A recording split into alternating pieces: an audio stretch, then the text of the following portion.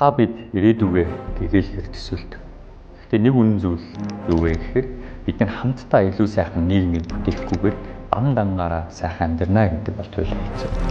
Яагаад вэ гэхээр хүн бол арал шиг нэг тусдаа зүйл биш. Нийгмийн хэмт байн харилцаанд орж байгаа. Өөрсдөө хөлсгөлөндөө зүрх сэтгэлээ оюуныхаа хүчээр энэ бүгдийг бол бүтээж чадна. Дийлэнх монголчуудын төсөөлж байгаа тэр сайхан нийгэм авилгад орон зай байхгүй. Авилгалтай тэмцэх хамгийн сайн зүйл бол хил тод байлаа гэж би боддог.